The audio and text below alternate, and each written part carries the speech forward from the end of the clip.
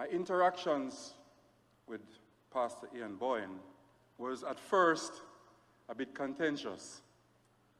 My wife-to-be was a member of his congregation, and she arranged for me to meet with the pastor at his then Jampro office building. And as I prepared and I stocked up on my Farrakhan tapes, I thought this would be the biggest feather in my cap as I continued to confound these people who put forward this white man religion. But as we met that evening and I prepared to debate him, he said to me, "Hendricks, why you start come church? It's to get a Christian wife. You come because you see that lady, you like her. What if she stopped come church? You would still come?" And our conversation that evening was about commitment. Commitment for the long term. I left that evening not having won a debate or even engaging in one, but I left with a sense of mission. That was the person that he was. So many stories that I could tell you about him. So many stories to tell. Many of you know him in his public life and for his public achievements, but he had a remarkable personal touch.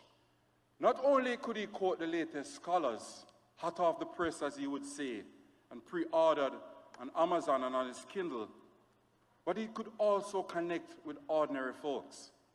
He was just as comfortable quoting the latest scholars as he was quoting old Jamaican proverbs. He had a remarkable grasp of so many things. Our discussions on the most innocuous things, if we were to arrange a campaign, how the seating was to be arranged and everything, would result in our 4-hour discussions, crossing the length and breadth of so many things. He thought he saw some potential in me, so he said, "Hendricks, I have a book for you to read," just to break it in, so you can have an introduction. And give me back after a week and tell me what you think. So some months later, after I returned that 1,000-page book on apologetics, not having gone past the 4th chapter, I recognized that that was not going to be my forte. So I stuck in my lane, and our relationship centered around zealotry. We were zealous for the word. We were zealous for God's kingdom. He lived his life in such a way that he would always put his church commitments first. He would often reference his encounters with the dignitaries here present. And sometimes he had important missions for them to do, but it would not get in the way of his church commitment. That was the type of person he was. He not only preached the word, he lived it with great commitment and fervor. Ian Anthony Boyne is my friend. I say is because although he's past, he's not past tense. Ian and I go back, way back to when he was 15 and I was 20. And even from then, I knew Ian, my friend, as a man way ahead of his time.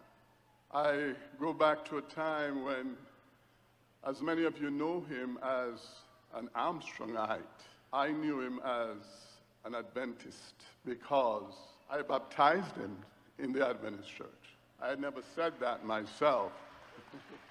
I never really said that myself. He said that. And you know that when Ian wants to crack a joke, he's as prolific as one of his columns. And so he said, "Yes, this is my friend. He baptized me in the Adventist church." And so I know him from way back. And so I hadn't seen Ian for a while because I live abroad. And every time I would come back to Jamaica, we'd catch up where we leave off. So I'm trying to tell you, I know Ian. In a way, many of you here don't know Ian. We were just friends, growing up, being in church, doing what young fellows do, trying to find a wife and get married. On behalf of my wife and I, we certainly want to extend condolences to Ian's family, and we just pray that God's grace, his comfort will be yours at this time, and we want to assure you that man is a good man, and where he is, him nice. And I got a report recently because I have connections. So he is quite good. So let's just keep him covered and encourage you. But Ian, certainly very dear friend for many, many years. We spent a lot of time together, a lot of dialogue and discussions and theological and philosophical arguments and connecting those arguments to nation and how it affects nation. And it's been so rewarding, and so he's going to be greatly missed by so many of us, by all of us. I am representing the umbrella group of churches that represent at least 96% of all Christian and Christian organizations and institutions nationwide. We want to extend our sympathies to the immediate family of the bereaved, to all of Jamaica. We have lost a significant son of the soil. The entire church community throughout the length and breadth of Jamaica shares with you in sympathy the passing of our brother, graduating to higher levels in glory. He has labored, he has worked assiduously, he has left an embodiment of work behind that will inspire us for the next 100 years. If every single Jamaican can play their role and their part in advancing the welfare of the entire human race, as Ian did, we're well off to a good start. He was a dear friend. I remember him calling me on a Wednesday, saying, Brother Neville, we need your facility. Our churches are being grouped together for the quarterly of the month. The hotel is not available. I prayed about it for a while, a Sunday worshiper releasing his church to a Saturday worshiper. I felt it was God, and I said yes. No sooner than I did, an elderly member of our congregation came up and said, you're mad? You want to turn all of us into Sabbath worshipers? She was so curious. She went to the Saturday service. Ian was around the pulpit. The message was so invigorating. She said, Pastor, I stayed till the whole service. Note that the service starts from 9 a.m. in the morning and finish 8 p.m. in the evening. From that, it became a regular practice to lend to Ian our building, our pulpit.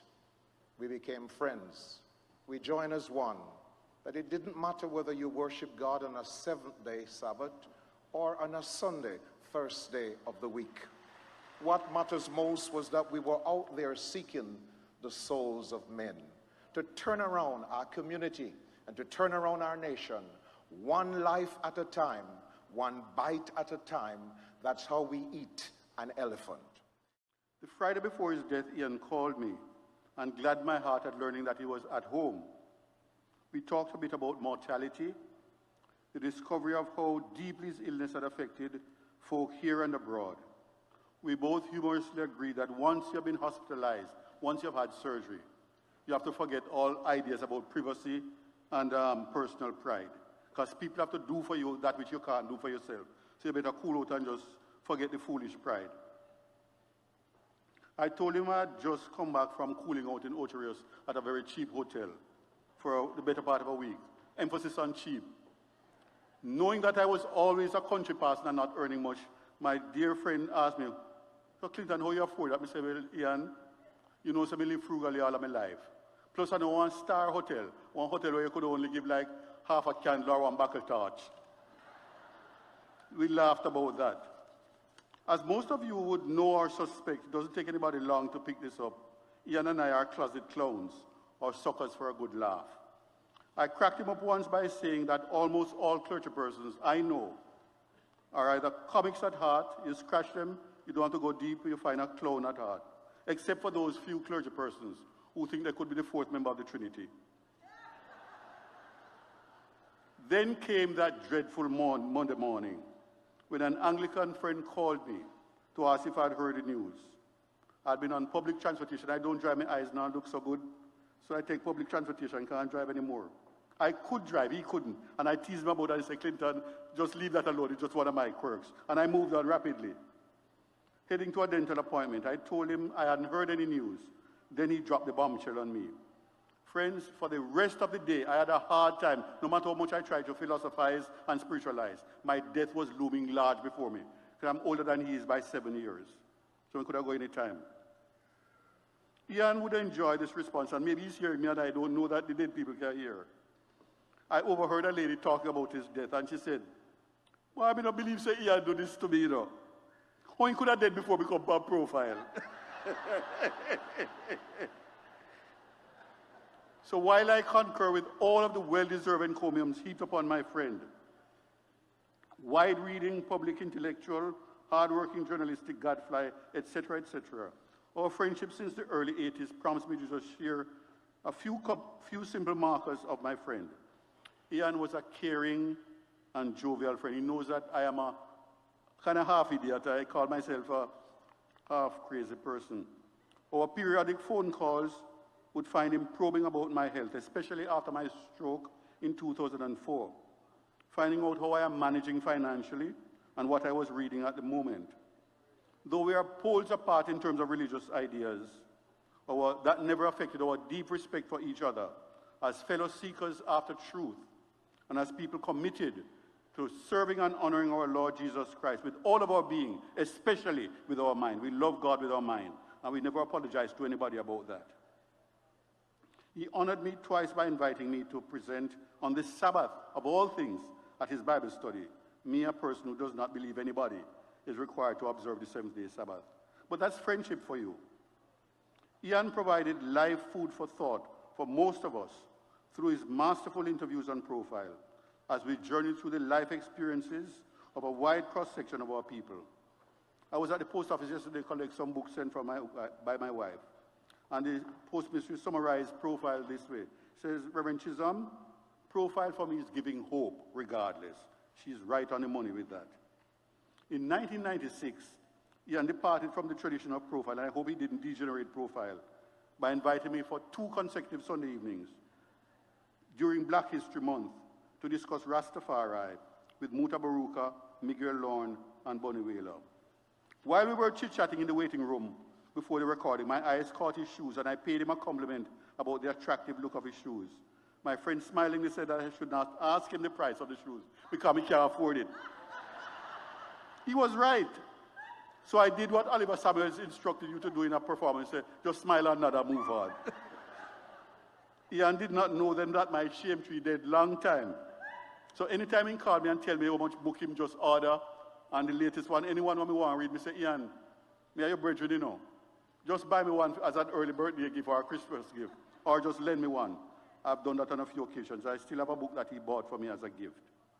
Religious hard talk, we're kind of, well, and now for something completely different.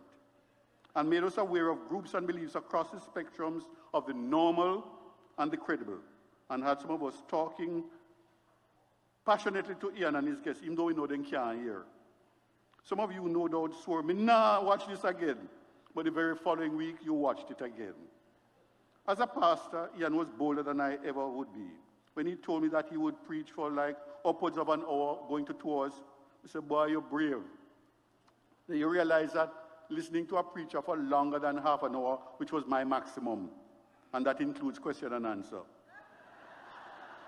required much grace from God and not a little long suffering from the congregation. He laughed and we moved on. I'll miss my dear friend, but look forward to a reunion after our Lord's return. Sister Boyne and other family members, please remember God gives more grace when the burdens grow greater. Lean on him. God bless.